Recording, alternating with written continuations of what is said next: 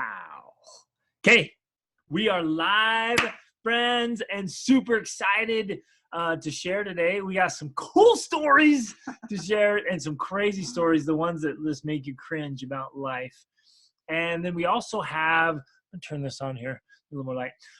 We also have a bunch of questions that have come in, so we're going to answer some questions today. Any questions that if you're here, you want to throw in some questions, you can throw them in the chat or raise your hand, and we'll dive in. But we are excited to share some seriously awesome principles about, especially when life gets crazy, you guys. And it does. It'll get just nuts. And obviously, you all know We're that. not the only ones, right? Where life gets crazy. Hopefully, we're not the only ones. Like everyone's like, nah, our life's good. You guys are the only ones crazy ones. But when it does get stressful, and I hope you can all relate to this, like when it gets stressful and it gets chaotic and it gets overwhelming, it is so easy for us to get knocked off our tracks or to get pushed off our path. Well, and to even kind of backtrack in our progress. Because, you know, we'll be making progress and we're like, this is great. And then something happens where you get sick or you move or your kids, whatever, are waking up in the middle of the night or whatever, all of the above at the same time, maybe, you know, and it's like it can backtrack you. So you're making this progress and then suddenly you're like, not only do you stop, but you almost go backwards. And so we want to talk about that. Like, how do you prevent that? What do you do when it happens? How do you at least maintain your where you've gotten to, maintain your ground and not go back so that when it calms down a little bit, you can keep moving still forward. On it, right? And again, the whole idea here is, you guys, we're trying to raise the bar for all of us and level up. It's not just to survive, but to thrive. I think the easiest and clearest illustration for Rachel's message right there is, I don't know if you guys have ever done it, if you like to work out, and it takes weeks and months to make gains in fitness, right? And I literally remember this time I made all these gains, and it took me a few months, and then I got sick and didn't work out at all. In about 2 weeks, I had lost everything I'd gained in those months. And I was just like, oh, I'm so mad. But that I actually, because of that experience, I came up with this idea that I've been teaching for years now, is that life is lived on an incline. Life is lived on an incline. And we have to keep climbing, because if we stop, we do slide back. And it's on this thing. And like I like to tell when I'm with youth or something, it's like almost like you're in a hamster ball. Like as long as you keep going, you can keep progressing. As soon as you stop, then you lose ground. So we're gonna talk about it today. But let's start with our story. Hey, you guys. Well, no, sorry. Thanks for being here. This is awesome. I love that you're here. Or those of you watching the recording, thanks for making the time to do this. That says so much about you prioritizing improvement and prioritizing like taking life seriously, because way too many people leave life to chance. They're just rolling along like, well, whatever happens. And kudos to you. I got to praise you and honor you for like taking life seriously. So glad you're here. Woo! Okay, story time. You want to start us off? Oh man, I don't even know where to start. So there we was. Should we start on the way home from Mexico? Yes. That's kind of where it started. So literally we've had this crazy month. Yep. Like insane. And it started in Mexico. We had a great time in Mexico. We were there 5 weeks in San Miguel de Allende. We had this Family Adventure Summit, which was really cool. If you've not been to the Family Adventure Summit, you should come meet us there next year in Bali. It's October 2nd through the 6th. Something like that. Yeah. First week of October in Bali. Super awesome. We're going to be there again, presenting again, speaking again. And then we're going to New Zealand if you want to join us there. And then I just met a new friend, boom, boom, that works in Antarctica. So guess who's going to be planning for a trip to Antarctica? Okay. Sorry. Side note. Anyway, so we left there. We went to Mexico City, and I had this whole thing planned of we were going to go see the Museum of Anthropology, which is one of the best museums in the world. And then we were going to go see Teotihuacan, which is super amazing. Not even Aztec, pre-Aztec ruins. We've been there before, but it was probably 8 years ago. The kids were so little, they didn't remember. Yeah. So I was like, we're going to go back. I'm going to like recreate all the pictures I took when they were little. It's going to be so great, you know? And Friday, we were going to go Saturday, and then Sunday we were flying out. So like we had to go Saturday because we were flying back to the States on Sunday. Friday night, I get sick. The kids had kind of already had it. So they'd already been getting, it was like this 24-hour, it wasn't like this Montezuma's revenge. It was like a flu bug, but a stomach flu. And it was 24 hours of like vomiting, but then done. And it'd kind of been taking its turn. I was like, oh, I'm And not the kids sick. got it, and we were like, yeah, we Fine. survived this. Friday night, I get it. And Saturday, I was like, I'm not going to Teotihuacan. But I was so disappointed. I was like, you have to take the kids. And I was starting to feel yucky. But he didn't say anything. And I was like, oh, I don't want to go. And without you, I was like, we shouldn't even go. And then she was insisting, you got to take the kids. Take the kids. So I took, how many kids did I take? I think you just took 3. Took 3 kids, and we took the bus into Teotihuacan. It was incredible. Cool, hike up on the Temple of the Sun and the Temple of the Moon. But I'm starting to feel this nausea. And so I'm like working on my psychology. Right? I'm going to be healthier. I'm going to beat this thing. I got it, right? So then we come back, and that night, Saturday night, we're packing all our bags because we got to leave early Sunday morning. The airport. And I get it. Oh, and I get it bad, you guys. I was so sick. And so late into Saturday night, I am just vomiting so bad, and keeping everybody up. We don't need to get vomits into details. Really so. Like, oh man, it was brutal. And you guys know it is. You just you hate it, and you just feel, oh man, and mentally, emotionally, and obviously, of course, when you're traveling, it's almost worse. You know, you're like, being sick is bad enough, but when you're traveling, it's even worse. And you've got to get up in the morning. Like, you can't just like sleep in and sleep it off. You have to get up in the morning and catch the plane. You got an early flight. Like, that just sucks really bad. So then, like, the next morning, just barely hanging on, moving all of our luggage, our whole stack of stuff. We're getting to the airport early, and then they send us Mexico City is a really huge airport. Huge airport. So we like walked carrying all our stuff forever. We had to wait in line to check in for probably at least an hour. Yeah. It was a super just long standing line. there trying to hold on. We hadn't eaten breakfast, of course. So all the kids are hungry.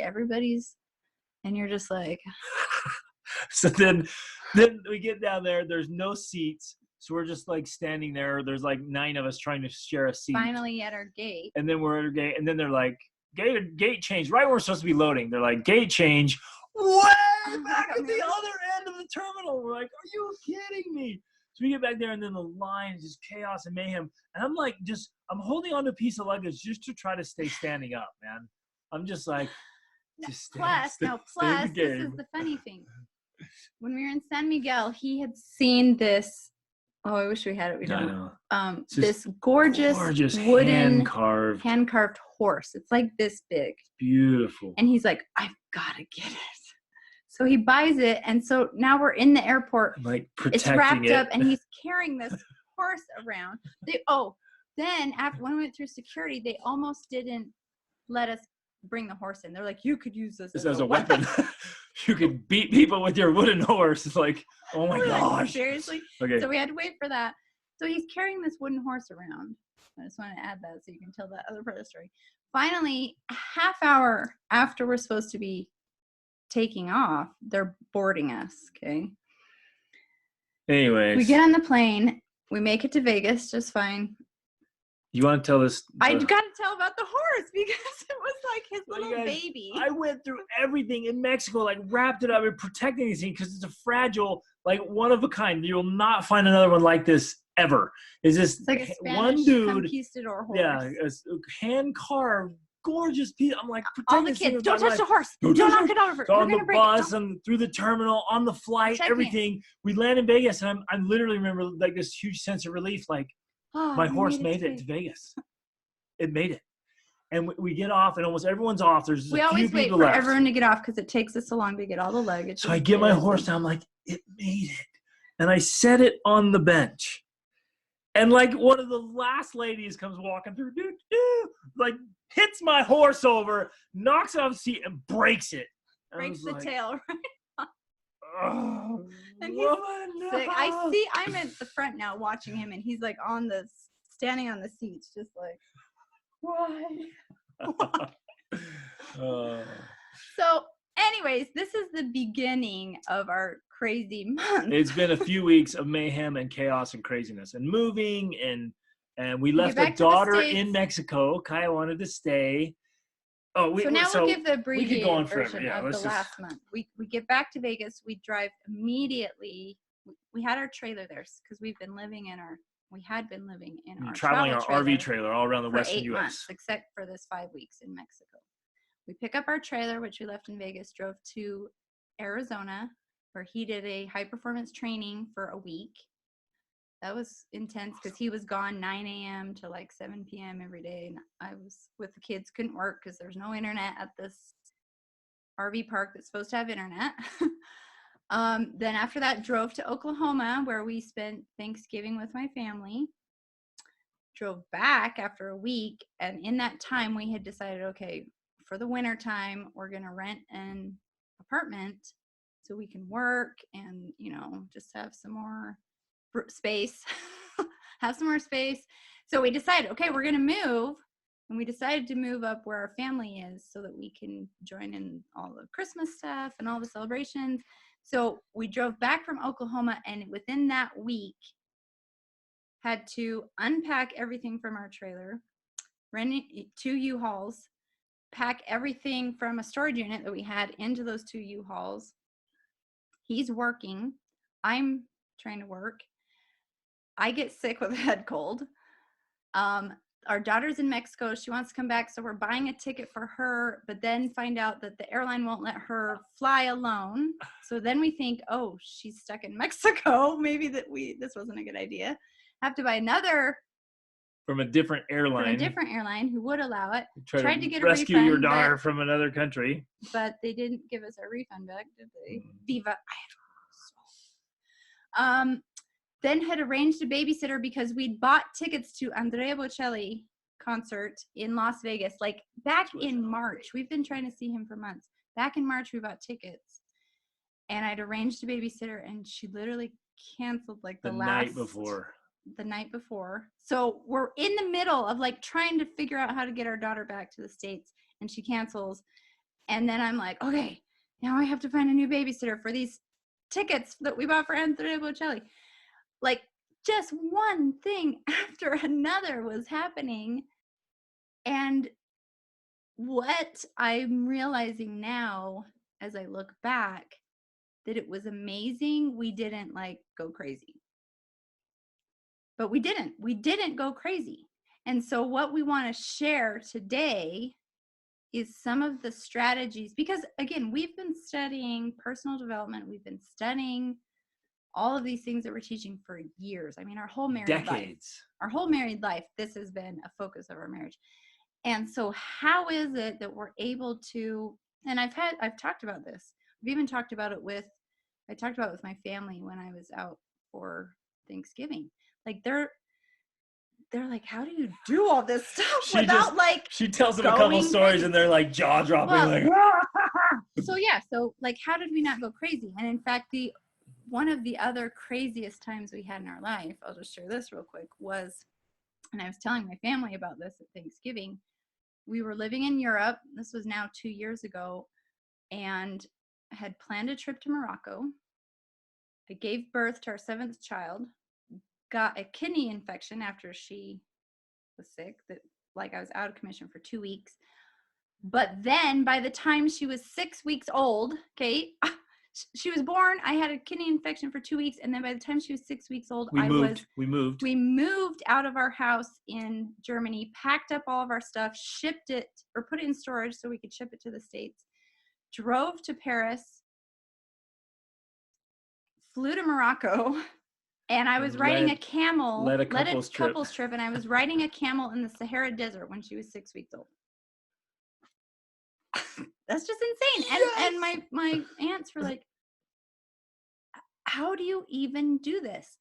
And so that's kind of what we're going to talk about. How do you maintain motivation, positivity, resilience So you're not like falling apart and still be able to get a lot of things done and not let it like crush you. Ooh. So here, if you can, if you're not like driving or whatever, you can throw some things in the chat box.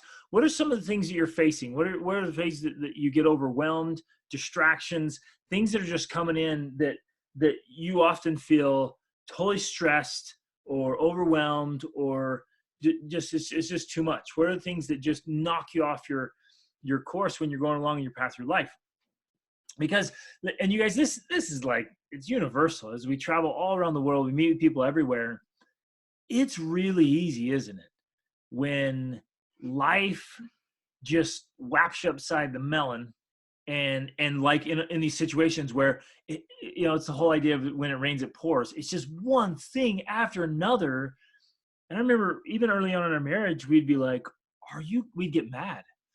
Like, are you kidding me? Could anything else possibly go wrong? And then it does. And we've learned, yes, it can. Yes, it can. So now we literally, and I'm not kidding here, we're not making this up.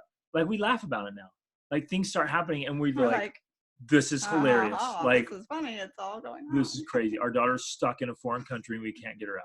And our babysitter just canceled. Yeah. Like right then, I'm like, come on. Of course, the babysitter just canceled, Okay, so in the chat's coming in here, like when you're not getting sleep and babies are awake and keep waking up. And then once you get the baby to sleep, finally your toddler walks in. Hey! And climbs in. Oh, like the other night we had 3 kids in bed and we're like, are you kidding me? Like 3? And you feel sleep deprived. And I know Rachel's felt sleep deprived for the last 16 years with 7 kids, man. Emily said client work, right? When you have demands from clients, and all of a sudden it's like boom, boom, boom, and you're like, this went wrong, and that's not working out, and now my computer's shutting down, and now, oh man, the internet's not working, and all of a sudden you got so much stress and so much overwhelm, especially with that one, Emily. I love that. How do you stay on your A game for your clients when it seems like everything's falling apart? Okay, another one coming here for financial setbacks. Okay, how many of you have had that spiral? You're like, oh, okay, got to fix that on the car. That wasn't expected. We'll cover that. And then the next day, boom, and then boom, boom, boom. And you're like, seriously, did all of this happen this month? And you can get wiped out. I remember one time within a few week period, we had a $20,000 setback. And it was like, there goes like, we had all this savings, we had all this money, and we're like, hey, we're pretty good. And I was like, whoosh, like, oh, and it was a move. We moved from Europe to the States at this time. Then several just things happened. Bah, bah, bah, bah, bah. We're like, there it goes, 20 grand. You're like, right? So how do you stay on your A game, right? I know some of you here are facing like finals and studies. I know some of you are facing like big questions about your life mission and purpose, like the big things you want to work on, and facing maybe big moves nationally or internationally, big relationship stuff. So you have all this stuff in there, like, I'm trying to get some direction here. How do I stay on my game when things are crazy? Okay, so woo. So I think now we're just going to share a few of those tools. And literally, this is like, as I'm looking back now on this past crazy month, like, what are the things that helped us to not go crazy or be crushed, or, to be able to maintain our level of positivity and motivation, and maintain our our ground where we are without sliding back down. Oh, I love it. I love it. So I've got the 3 Ps I want to share. So if you're taking notes, you can write these down, 3 Ps, and Rachel's going to chime in, share some of things. She's going to share whatever. I got 3 Ps. As I was thinking through it, I've been doing some coaching sessions and some mentoring, and it literally, I love how this happens, where we've been covering some of these things, and I'm like, oh, this is it. So ready. First P, you have to prioritize improvement. You have to prioritize improvement. Okay, and that's a huge deal. And it's easy when things are crazy to let some of those things go and then push them off, right? Well, and sometimes it's natural too. Yeah, you're like, oh, it's too crazy. I can't do it. When the baby keeps you up all night, you're obviously not going to be up bright and early. The last thing you want to do is when your alarm goes off, like, sweet, I'm running on 2 hours. This is the best. But a lot of times, you guys, like we were saying before, people, they leave life to chance and they're just kind of rolling along and they don't prioritize improvement. And it's easy to get really busy. And so you just go without the prioritized improvement. Let me illustrate this with some metaphors and a story. It's the sharpening of the saw. And we hear that a lot, right? You got to sharpen your saw. But literally there's a woodsman and there was a guy sawing, and he was so determined to saw and he had to keep going, and he was just going. And somebody asked him, well, why don't you stop and sharpen your saw? And his response was, and I understand this, and maybe you do too. He's like, I don't have time. I've got to get this done. I literally don't have the time to stop and sharpen my saw. I just need to keep going. And that makes sense. We get doing the same thing in life, don't we? We just push and go and like, I don't have time for the sharpening. I got to keep going. But what we don't realize is we become less effective and less effective and less effective. And then burnout is inevitable. And so we have to prioritize improvement. Like, we've got to intentionally step away from what we're doing. And that's the hardest thing to do when we're busy and crazy, right? Things are going crazy. You think you have to go, but we literally have to step back for a minute and prioritize improvement. Do something that brings about recovery or rejuvenation or a new mindset. Like, we step back and say, how can I come back to this with a new and fresh view, and then come back into it. And excuse me, what that looked like for me during this past crazy month was, we have set up morning routines, evening routines, personal routines, family routines that we've been doing for years. I mean, almost our whole marriage. And the tendency is, I mean, this is still my tendency, when things get crazy, like they did, especially this last week, when it was super duper crazy, when we're trying to get our daughter back from Mexico and moving and going to Andre Bocelli and, like, everything. The tendency is to just drop all of those routines, be like, I don't have time. I don't have time to sharpen my saw. I don't have time to do these routines because everything is so crazy. I only have time to pack and to clean and to move the stuff and to get done the things I need to get done. And the reality of it is when we take the time to do these routines, that actually grounds us. It actually helps us to reduce the sense of chaos and overwhelm, because we're essentially telling ourselves and the universe and everything that I have time to prioritize this improvement. I have time to do these things, so my life is not out of control as I think it is, And it's your way of saying, I'm still in the game. I'm still in control. It's your way of saying I'm still in control. Now, that being said, you're not going to have a 1 hour perfect morning routine when you've been up with the baby all night. And you're not going to have, like, your morning routine's not going to be perfect. There's going to be times when it's long and it's great and you do everything on it that you want to do. And there's going to be times when it's like 5 minutes and you just read from a book or something, like it's quick, but you're still doing it. And it's still a way of saying, I'm in control. I'm maintaining my ground. I'm not losing it here. I'm directing my life still. And so that was one of the things for me. Whenever I do that, whenever I do some part of my morning or evening routine, no matter how chaotic my day or week has been, I always feel grounded. And when I don't do it because I'm telling myself, oh, I'm just too busy, that's when I feel the most chaotic and crazy of like, but it's grounding. So sweet. Can I get an amen on a Thursday? Right? Woo. So you guys, and like my ideal morning routine is about 3 hours. I ideal. love to get up early and spend that time. But you have 7 kids. But I have 7 children in life. But I always hit some elements. So like Rachel says, sometimes it's only 15 or 30 minutes. But that is way better than nothing. Because literally those rituals and routines you guys we set up are the things that hold our lives together, especially when it's chaotic and crazy.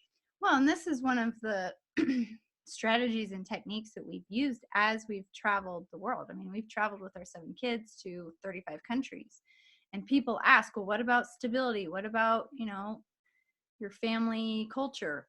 That's one of the things. It's the routines that give us that sense of stability, because no matter where in the world we are, and no matter how short or long it is, if we can do some of our routines, then we feel like, okay, life continues, even if we had a crazy travel day. And it is huge for us and for our children, our family culture. And our kids are solid, man. And they've got that because we stick to these things. So you guys, I know this sounds like common sense, but it is not common practice. Usually the first things to go when people feel overwhelmed or chaotic or stressed is those daily rituals and routines. They're out. And so we have to prioritize improvement. And I'd love for you guys to share, what are some of those priorities that you've got to stick to? Throw them in the chat box. What are some of the priorities that you have to get done that are huge for keeping you grounded and keeping your life held together? And while you throw some of those in fact, I'm sure a lot of people watching the recording and people here would love to hear some specifics out of your routines. So like Emily's saying, morning routines are huge. Exercise is huge. Rachel and I missed our exercise this morning. We both kind of had a sore throat and I'm feeling well. We had a kid coming to bed last night. So we missed our exercise this morning, but right at lunch break, she and I ran over to the gym and we got a quick workout in. It wasn't the ideal, but it was a quick workout, right? And you come back feeling alive and energized and like, okay, I hit it. I hit my priorities. It makes a difference. Praying, reading from the Bible. I'm reading from the chat here. Exercise. Yes. Doing school with my son.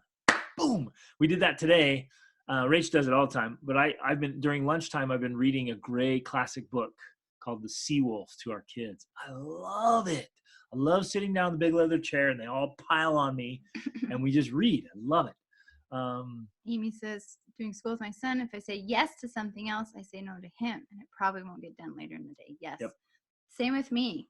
Like after our breakfast and our devotional, I have to dedicate that time to study time with the kids, or else you're right, it just doesn't get done. But if I can just take a little bit of time, then I feel so much better and they feel good because we're making progress and we're making education a priority and not letting these other things get in the way. Okay, so let me share a story. And if you got some more, throw them in there, but let me share a story.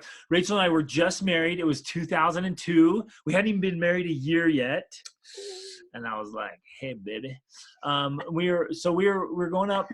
Kaya would come to us like 7 months later. We didn't know that, of course.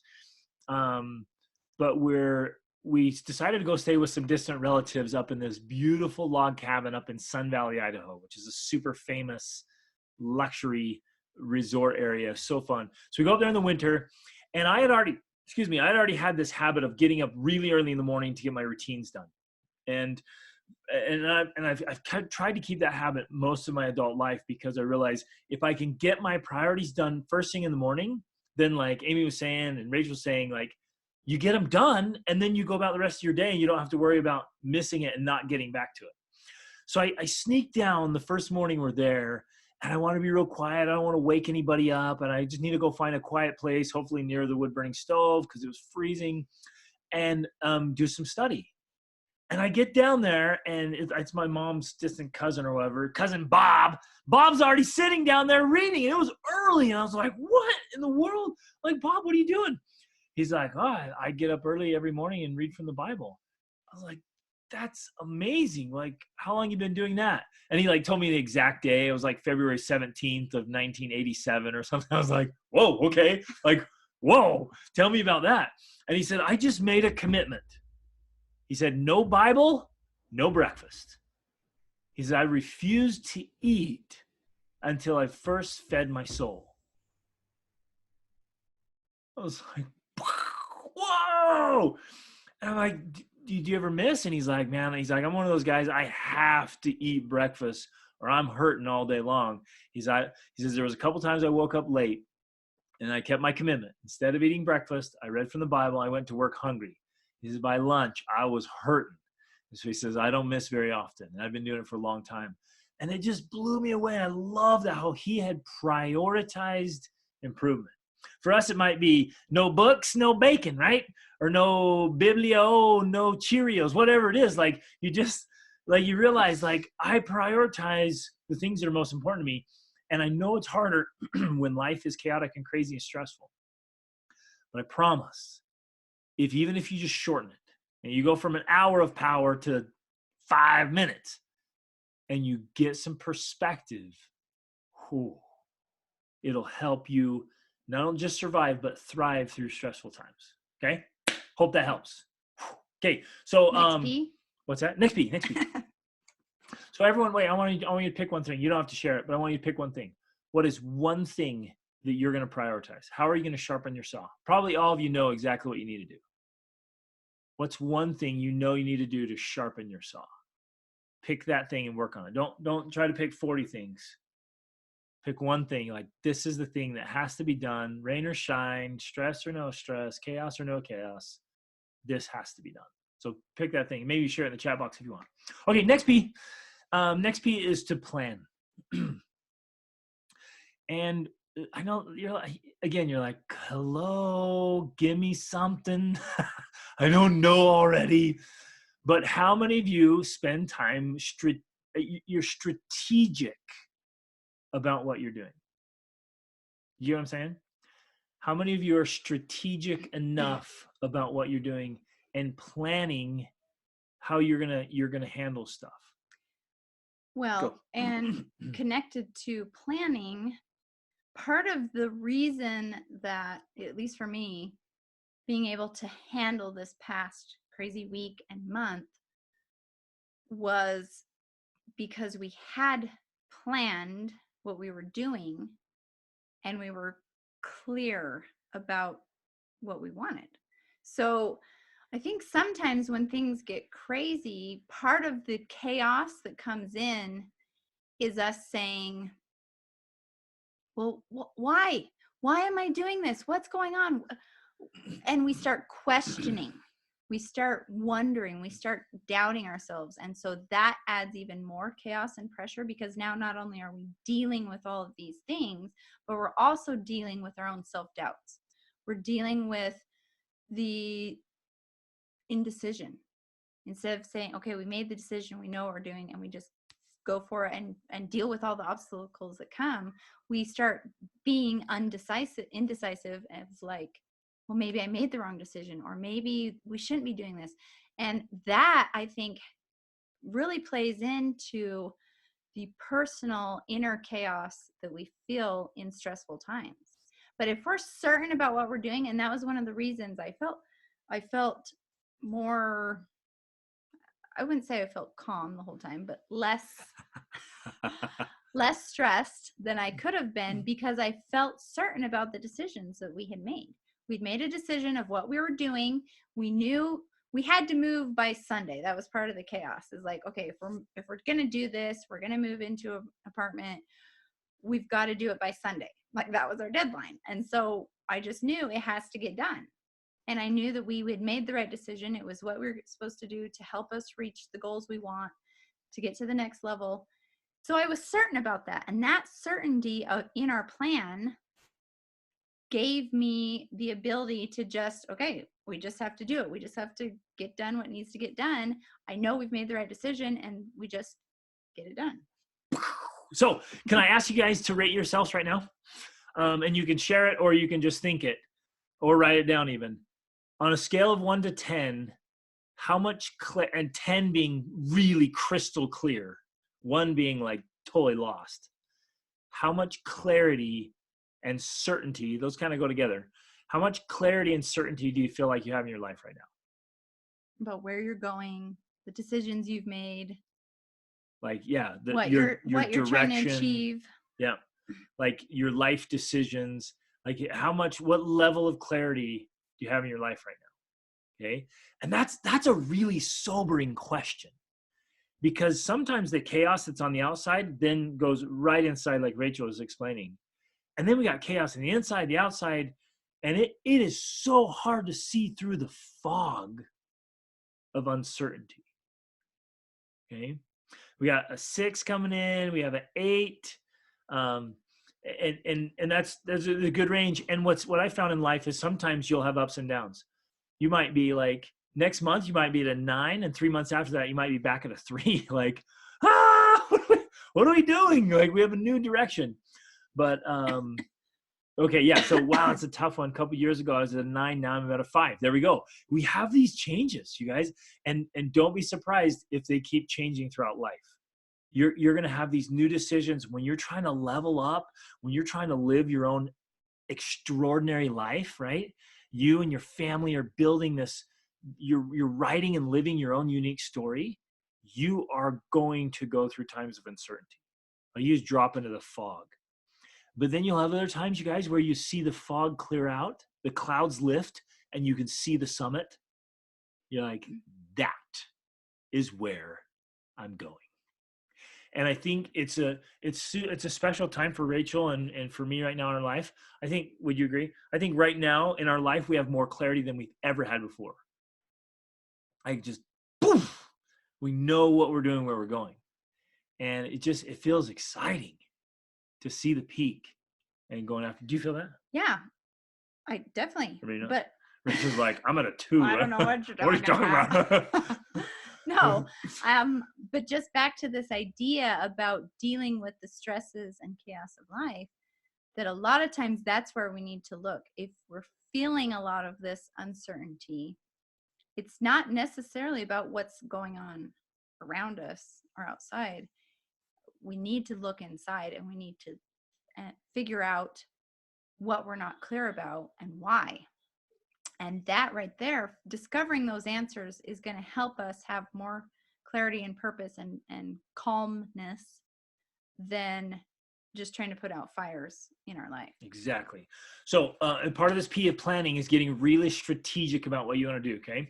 Now, for those of you who are more like Rachel and love this detailed organization and awesomeness, you can get into, like, let me give you some specific examples right now.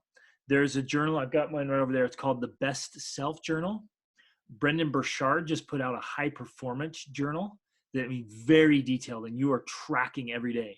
We have a tracker, an AM PM tracker that we've created.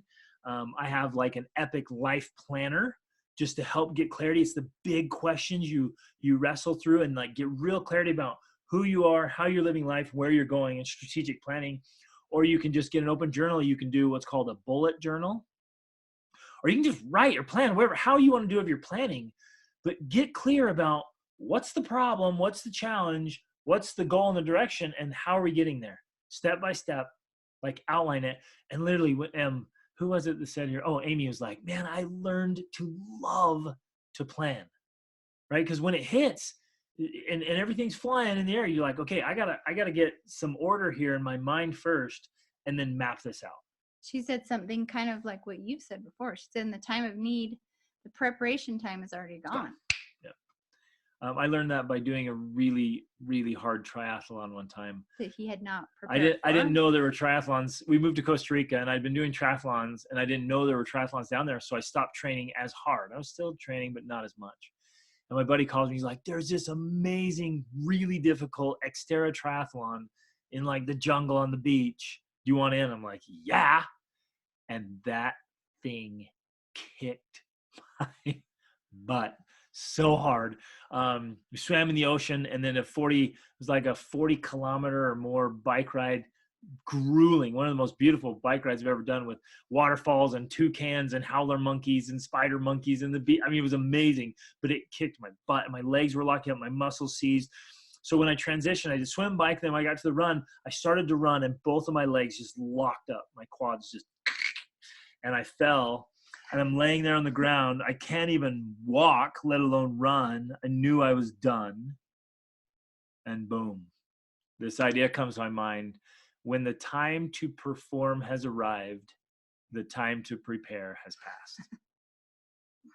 Boom. Whoa, great life lesson. Great life lesson. And again, the truth of it is, the more we want to do with our lives, the more we want to achieve, the more we want to become, the more we have to plan. I mean, that's just really how it is. And we started out our lives as very kind of free spirits, I would say. I was very free-spirited. Which was a fun time. But if you want to achieve more and do more, you need to plan more. And it actually provides you a lot more freedom and direction and certainty and Power. It really does. Awesome. It brings power. Woohoo! Okay, last P, and then we're gonna answer some questions. The last one is throw in pattern interrupters. And I know it's the last thing you want to do when you're feeling crazy, but a pattern interrupter is one of the best things you can do. And right in the middle of our chaos, we had tickets to Andrea Bocelli that we'd already bought, and we were forced to step away from all the nutso stuff that was going on, all the things we had to do. We had these expensive tickets we bought for like the whole family, and we're like, Except okay, the two little kids. we're going. And we went down, we had a beautiful evening, had dinner, an amazing concert. And we literally just stepped away from all the things we were facing. So like literally one of my strategies, buy some tickets. Okay. When you're in chaos, when you're mayhem, when you're overwhelmed, buy some tickets to something. Go to a concert, go to a show, go to a choir, go to a play, a performance, a musical, whatever. Even if it's just go to the movies, just do something to just get a pattern interrupter. If you can, just buy some tickets, go to a foreign country. Okay. Like seriously, like if you can step out of it and just boom, get your mind out of it and go have this reality check, it will be huge. So, this can also be done though on a small level, because when you're in the middle of your chaos and your trials, or whatever you want to call them, we tend to kind of wallow in that of like, oh, my poor life, I didn't get whatever, this happened. But when we can get this pattern interrupt of like, well, at least my children are alive, at least they're healthy. And that's happened to me when I'll be feeling upset or stressed about something, and then I learn about a friend who's lost their child, or it's an instantaneous reality check. Or it's interrupting your pattern of thinking. You're thinking about woe is me, or you're thinking about all of these stresses, or you're thinking about all these challenges, which you legitimately have to think about in order to deal with them. But we have this saying that we tell ourselves all the time, and it's calling your problems Mickey Mouse problems. Because we've heard this story years ago about this couple that had been complaining about they had like $30,000 in debt. They were losing their houses, getting foreclosed on. I mean, they were hurting. It was a rough time, but they went to like his brother, who was wealthy and successful, mega millionaire running massive companies. I mean, dealing with huge international problems. And they told him all their problems, and he's like, you have Mickey Mouse problems. Like let me give you some perspective. Small. I'm dealing with all these like multi-million-dollar deals and blah, blah, like all these massive problems. And that was a major reality check for me. And that's the truth. If you want to become more and do more, you have to learn to deal with bigger problems. That's the reality of it. Like, no, you have to learn to do more hard things and to deal with bigger challenges. Ooh. That's the only way to grow bigger. So whenever all the time, whenever we have any challenges, even, no matter how difficult they are to us, we're like, oh, these are Mickey Mouse problems. And it's a reminder. It reminds us. It's an immediate reminder. Like, that this isn't that big of a where deal. we're going is up here, then this is a Mickey Mouse problem. And so it helps you think that way of, okay, if I was this person, how would I view this? And I would probably, oh yeah, I remember when we had to deal with that. You know, we would view it in a different light. And so it reminds us these problems are not that big. I love it. And this is kind of tough stuff, you guys, but right, we're here to like level up. We want to help you become your very best selves, because that's where we're going. And so, in fact, let me ask you that, and we'll wrap up with this and answer some questions. How would you approach this from your very best self? Like, see yourself at your very, very best. Maybe 3 to 5 years from now, just you're at your absolute very best self. Or maybe when how you're would you handle 70 or 100. Yeah. Maybe when you're looking back, what advice would you come back and give to yourself? How would you approach this? What would you see? What would you say? Ooh, right? Super powerful. I love it. Okay, so prioritize improvement, plan, be strategic about it, and get pattern interrupters. Just interrupt it. Even a romantic night out. Or if you're poor and broke in your financial problems, go serve somebody that's worse off than you. That's a reality check. We've done that. We've multiple times gone to orphanages or homeless shelters. You come back with a different perspective. It's awesome. Those pattern interrupters. Okay, let's answer some questions. Yes. So you guys, we already had some questions come in. We're going to answer those. But if you have questions, please throw them in the chat box. Or you can even turn on your mic, ask some questions. Let's address those. Oh, yes. What was that first one about paradigm shift? Yes, the first one that came, I got it today. It was awesome. It's this one. How do I go from wanting to have a paradigm shift to making it happen? Ooh, such a great question. So a paradigm shift is creating a new way of thinking. So you thought in this box and you want to break out of that box and think in a new way. So we were talking about that. One of them is kind of this idea we already talked about, these pattern interrupters. And this happens more spontaneously. I mean, it can happen, it especially happens with travel, which is why we love to travel. But you go out, you have some sort of experience, and it like blows your mind. And it literally changes the way you think about things in your life, like the way you viewed people or situations or circumstances or whatever it is. It can totally disrupt that. And we've had that multiple times in our tons of times, because we travel the way we travel, and we're so intentional about having adventures. You can't plan the specific experience, but because you're out living adventurously, it's going to happen. And when you have it, it literally shifts your paradigm and you can't go back. So one answer to that is go having a big adventure.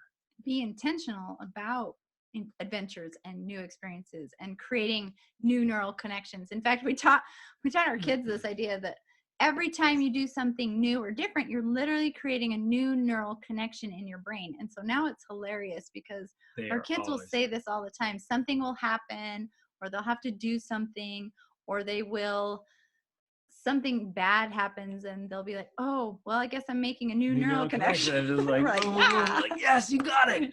So the first step of that is just pick a big adventure. And I know you're facing some big adventures or small adventures. Oh, and think about it. I don't know what the specifics for that question is, what the paradigm specifically is that you want to face. But if there's a specific thing you want to learn, seek that out. Some sort of experience that might teach you something about that. Years ago, I really wanted to change my paradigm about money. I had a very limited paradigm about money. And I ended up going on this backpacking trip with this multi-millionaire, just super successful, awesome guy, and just being with him and learning from him. Like, I came home and like, we've got to think differently about money. Like, it just totally rocked my whole paradigm. And so if there's a specific thing you do, go for that. And then, of course, reading books about it and watching things about it and learning about it as much as you can. That definitely helps. The other thing that helps, if you want to specifically change a certain belief, which if you do, way to go for you, for recognizing it and wanting to change it. And in that case, I would use these strategies that we use for writing a new story is what we call it, and then creating new declarations or beliefs, because we constantly are telling ourselves things, and we're constantly repeating declarations to ourselves, like, I can't afford it. That's one money declaration that we might tell ourselves all the time. I'm not good enough. I'm not good enough. I'm not smart enough. I don't know how to do that. So we're constantly telling ourselves these things, and what we need to do is take those lies and create new truths about them and make those our new declarations, and then tell ourselves those things on a daily basis. So you can write them specifically, down, what hang this them would be, I would write your old paradigm on one side of the paper, and I would literally write your new paradigm, the exact opposite on the other side of the paper, and there might be a couple lines there. And then once you get that really clear, you are going to drill that new paradigm into your head until it becomes part of your belief. Okay, now I was kind of a grumpy, when I was out on my own, I dealt with discouragement and depression and frustration. I was stuck in this dark place because my life sucked. But I remember thinking, I met some guys that were just genuinely happy all the time, and I wanted to be that way. And I'm like, I'm gonna be happy, but I kept slipping into this old, oh, life's hard, life's frustrating, and just kind of grumpy, moping around all the time. And I literally went out, you guys, and I bought a bunch of smiley stickers, and I stuck them everywhere and plastered my whole life with smiley stickers. And it was just this constant reminder to smile, smile, smile, smile, smile. And now I'm a walking Energizer bunny, man. I'm a walking antidepressant. And whoa, my sign just fell. I have a sign right there on my board. It says noblesse oblige. It's a French phrase that I want to be a part of my life. We travel with it. We take it everywhere. And this it just is, fell and it just fell behind the bed. Like, it's a part of my life. I'm drilling means, new beliefs into my life. I mean, the translation is nobility obligates, which means your nobility that's within you obligates you to bless and serve others. Awesome. Right? So capture your new belief. Okay. Please do this. Capture your new belief in writing and say it to yourself dozens of times every day. Replace it anytime you want to say the old belief. So if you instead of I can't afford it, my belief is I have more than enough money for all the things I want to do or need or want to do. Yeah.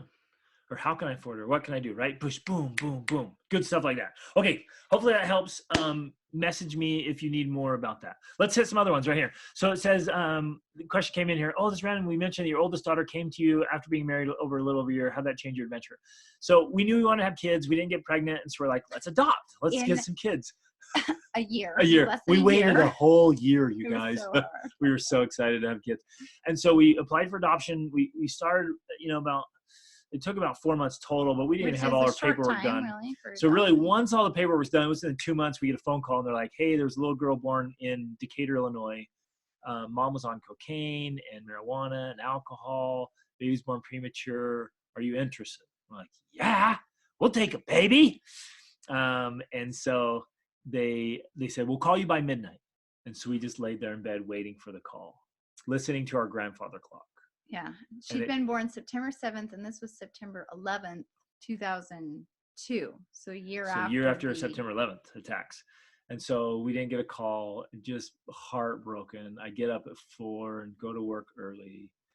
And Rach gets a call at 8 a.m. said, hey, come pick up your baby at the airport at noon. They were delayed because of extra security on September 11th, and they showed up at the airport and they're like, come pick her up. So we drove to the airport and picked her up. And they just hand us a baby and then we're like, now what do? Yeah. We better go to the grocery store and buy something. So that's how we started parenthood. It was awesome.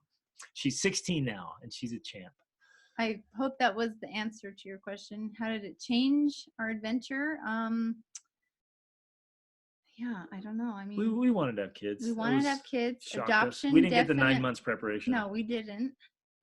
Adoption is challenging, and there has been some interracial challenges. Adoption. Yeah, she's African American, so it's an interracial adoption, but it's also been a huge blessing. I mean, she's a very special, wonderful person, and it's a privilege to know her and to be her parents, and she's going to change the world. It's been great. It's awesome. So. Okay, let's keep going here. Got another question. Thanks for sharing all this, by the way. I'm reading from the chat. It's very helpful to hear how you overcome challenges. What are your top 3 books on motivation, writing a new story, pursuing a bigger adventure? Woo! Okay, book number one that comes to my mind is A Million Miles in 1,000 Years by Donald Miller.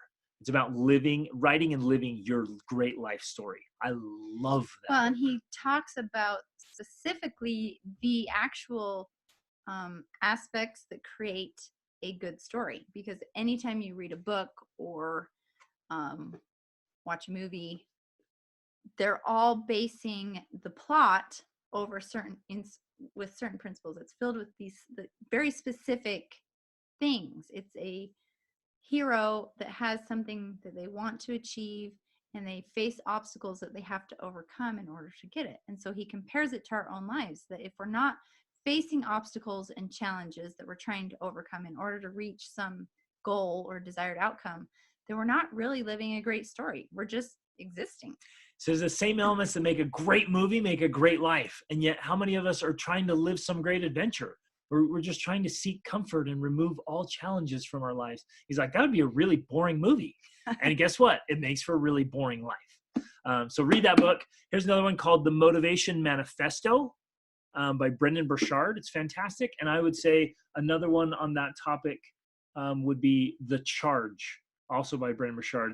So some people live the caged life where they're stuck, or they live a charged life where they're really living. So there's a couple of great ones. I got a whole list. Books when we release. Yeah, we're writing books. They're going to be tell the whole story and the journey. In fact, I got a whole book. I'll throw it in the chat box while Rachel reads the next question. Okay. Turning the affirmation into an aforementioned affirmation, okay, can attract it right to you.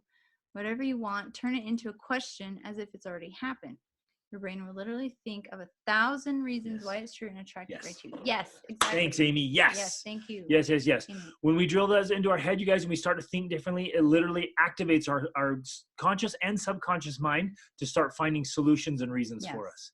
So what's happening when we're telling ourselves these old declarations of like, I can't afford it? Well, then your brain's like, okay, looking for reasons. You can't. And it creates that reality and reproduces that reality over and over and over again. But if you ask yourself a new question, how can I afford it? Yeah. Or I can afford all the things that really matter to me, then that's what your brain starts looking for. And you'll be out running or in the shower or driving down the road, and all of a sudden a new idea, your mind will create a new idea of how you can afford it. Boom. It just changes things. You guys, in the first module of our marriage course, we really walk through setting this all up, from a vision board to declarations, affirmations, to writing out a new story, saying it yourself, worksheets. We go through all of this really thoroughly and well, because everything starts right here. For living an extraordinary life, it all starts right here. And too few of us are really deliberate and intentional about it. So gotta get in there and be intentional. So every day, share some affirmations and repeat affirmations and declarations. Write your story out and reread it to yourself again and again. Powerhouse. Okay. Are you reading it? Yes, yeah, I got it. This is a great question. How can I help my husband go down this path with me? Yeah, one of the most frequent questions we get. That's awesome. Great. Thanks for asking that. Right now, he's not feeling very motivated. Thinks what I'm doing is silly. We've experienced that a ton. I know he wants great things, but Rice really got him down. And you guys, man, no judgment on this, because every one of us goes through times like this, where somebody pulls the plug on you or something does, and you're like, I just pictured in my mind, one of those things they blow up, the little guys, and they just pull the plug, and you're like, and you're like, they pull the plug and it just knocks the air out of you. And that's, no judgment on that, because it happens to all of us. So how do we rekindle that fire? Rachel created a whole PDF on it. And then part of our marriage course is literally answering that very question. How do I get my spouse on board with this? And really, I think you're already starting on that path, and you may not feel that it's having an effect or that it's influencing him, but I would be very surprised if it's not. What he's probably waiting to see is if you're truly committed and you're truly going to make changes. Yep. If you don't, then obviously he's going to say, see, it doesn't work. But if you do, if you're committed to it, if you keep moving forward, if you keep making progress, he's going to notice. He's going to see changes, and he's going to start to ask questions. It's going to light a spark in him, and he's going to have to wrestle with his own insecurities and fears, and life's kind of got him down right now. But if he literally starts seeing changes in you, he's going to go, man, I wonder if I could do that too. And then eventually he's going to say, I can do that too. And then you can jump on board. I love that. So I love what Rachel's saying. 2 more thoughts for helping people do this. And we've done it. I've worked with this tons of times with people all over the world. Number 1,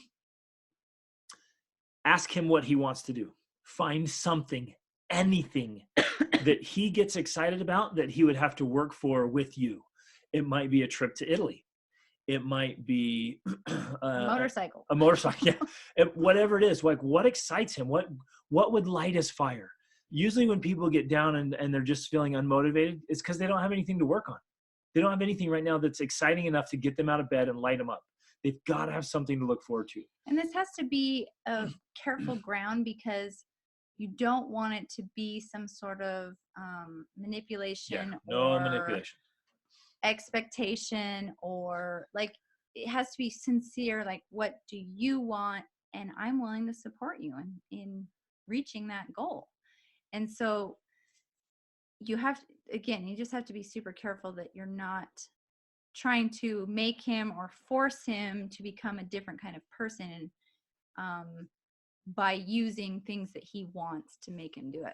It's a sincere supporting of him, because all of us there's got to be something. All of us have something that excites us in some way, and we don't always know it. We don't always realize it, and that might be difficult for him right now to discover.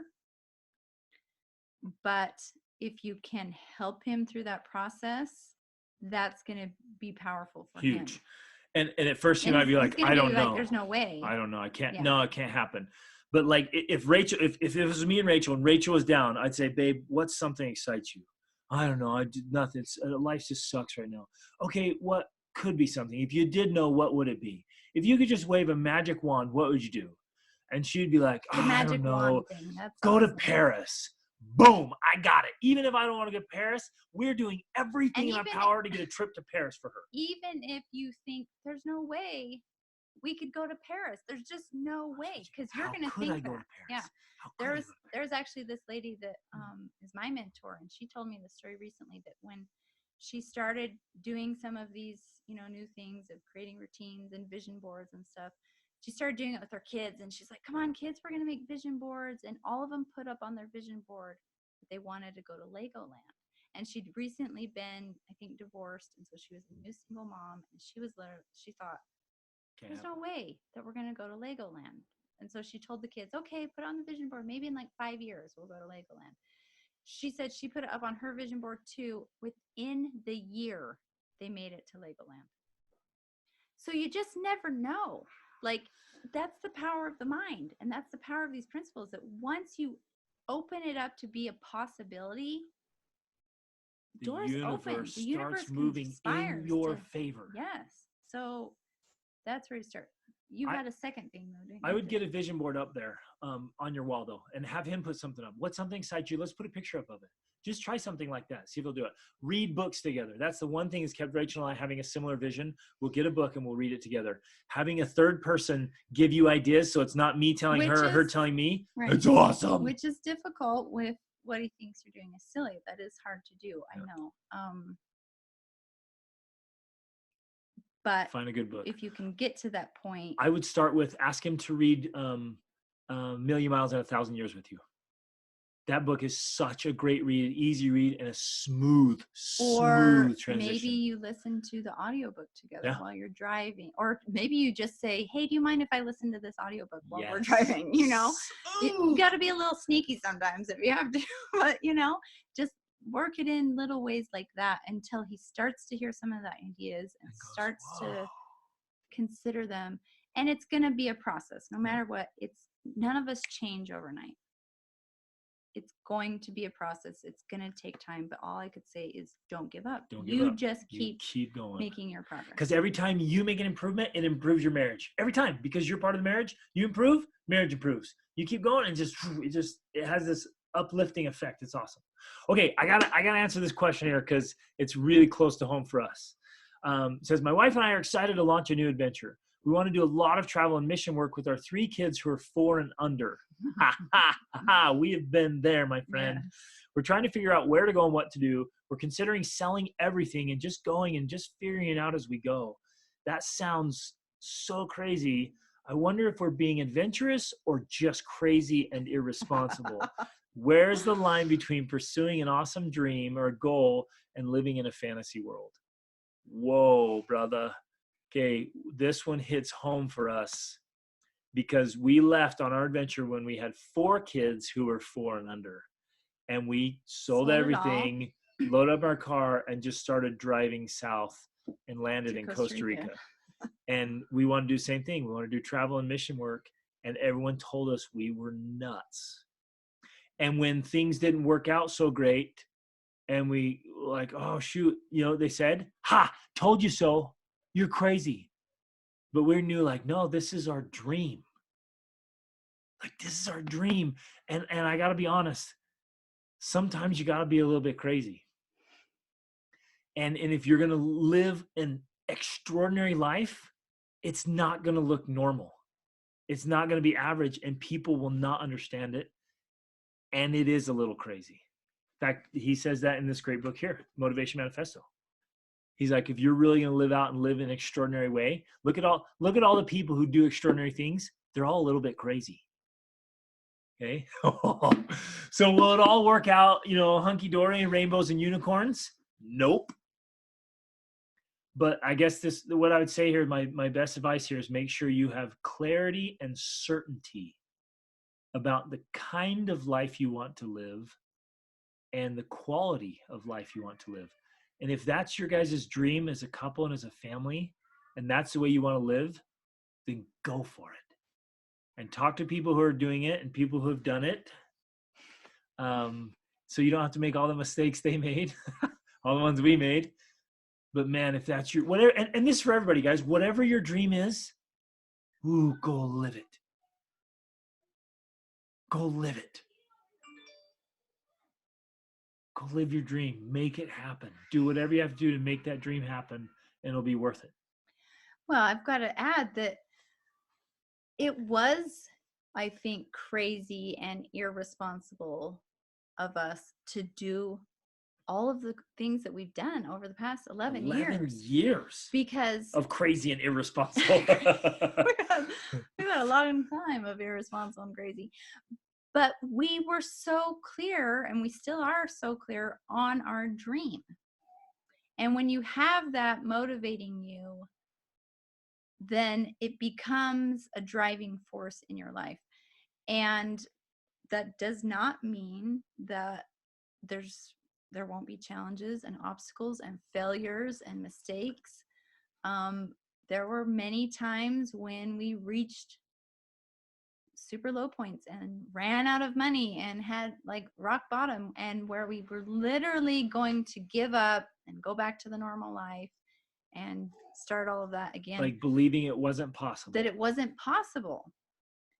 So I guess in a way that's kind of a warning that, yeah, you should do it, but that doesn't mean that it's all going to be, you know, rainbows and everything. So think through your worst case scenarios and try to hedge against that. And say that could happen. And if it did happen, would it still be worth it? And for us, it was worth it, because in the end, we don't regret that we did any of that, because it's helped us live at a higher level. It's helped us learn things we would have never learned any other way. It's helped us to grow and progress, and like we wouldn't be who we are without it. Yeah. And so failing is not a bad thing. So you could go out, you could sell everything, you could fail. You'll also have amazing experiences and tons of growth. And that's a good thing. It's a good thing to fail and to make mistakes. And I think that's part of the challenge that most of us face, is because we want to play it so safe and we want to do the right, responsible things so much that we don't take enough risks. And people literally give up on their dreams in order to play safe and do what everyone else is doing. Yeah, because it's viewed as too risky, or irresponsible or not socially acceptable. Yeah. And we felt that. We felt the judgment from society of, and heard it. oh, yeah, felt it and heard it and everything else, because we were viewed as not making good decisions according to society's constructs. But we boldly went in the direction of our dreams. And you guys, this is exciting. When you set aside, not your set aside fear, because fear is there, but when you face your fears, you have clarity in your dreams, and you boldly move forward towards them, you're going to stumble and fall sometimes. But I love what Amy said here. Failing is only if you quit. And we have stumbled and fallen. We've gotten dirty. We've fell on our faces. And we just get back up, dust off, and be like, no, it's okay, because we have clarity. We have certainty. We know where we're going. We know what kind of epic life we want to live. And we're going to make it happen. And I'll either find a way or I'll make one. Yes. Right? And so Great if quote. you want to do something like that, that's great. The only problem would be if you're kind of wishy-washy about it. Because if you go out and you're like, yeah, let's do it. And then you go out and you're like, oh, this is hard, or this is different than I expected, or this or that. Like, you have to really want it bad, more than anything else. You have to want it more than the house, and more than stuff, and more than the fair opinions of your neighbors and family members. You have to really want it. And this idea of living in the fantasy world. I mean, you don't even know how many times we've turned to each other and been like, are we nuts? Crazy? Are we just crazy? Like, we've said that multiple times throughout our life to ourselves. Are we just, we call it having lemon on your face, because there's this true story, right? About a guy who thought because you can, when you use invisible ink with lemon juice. You can do lemon juice and you write with it on a paper and it's supposed to be like invisible, He thought that if you put lemon on his face that he'd be invisible. And so he went to rob a bank. He robbed the bank. Lemon juice on his face. And then they came back and they arrested him, and he's like, how'd you find me? He's like, dude, you're on the camera. He's like, but I had lemon on my face. And so we use this as an analogy of like, am I really that out of it that I think I've got lemon on my face so I can do whatever I'm thinking it? So we say that, do we have lemon on our face? And I think the only time when that's actually true, because it could be true if you just gave up on your dream. If you pursued these crazy dreams and then stopped pursuing them, then yeah, you would pretty much just be crazy. There's another book written by this woman, Leslie Householder, and she writes about how, have you ever seen a dog chasing a rabbit? Well, he looks crazy. He's jumping around out there. He's hopping, he's barking, he's yelping, he's doing all these crazy things. What's he doing? But what if you couldn't see the rabbit that he was chasing? You would just think he was crazy.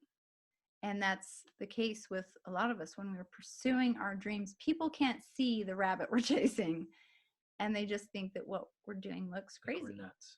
And people still think that about us. We are here, there, and everywhere all the time, and they're just like, you're just crazy. But man, we can live those dreams. So if people have done it, and we were just in Mexico with hundreds of families who are successfully doing what you're talking about doing, they're doing it. You need to come to the Family Adventure Center in October in Bali. In Bali, man. And just talk to those people, ask questions, learn from them, live your dreams, guys. Every one of you, whatever your dream is, please go live it. Make it happen. Okay. Focus on the 3 Ps for just staying on your A game, and not only surviving, but thriving through periods of chaos and mayhem and stress and overwhelm. And you guys keep reaching upward. Reach for that next level, okay? Awesome is always an option. It's always an option. So keep reaching, keep improving, keep growing. Always feel free to send over your questions to us. Stay in touch with us. Get in, watch the videos in here, and let us know how we can help. You guys are awesome. We are here to help you live your dreams and just rock it. Okay, extraordinary lives. Love you guys. You're awesome. Have a fantastic Christmas and December and New Year's. Go do some awesome things with your family. Yeah, see you guys next year. Woohoo! Okay, thanks for being here. You're awesome.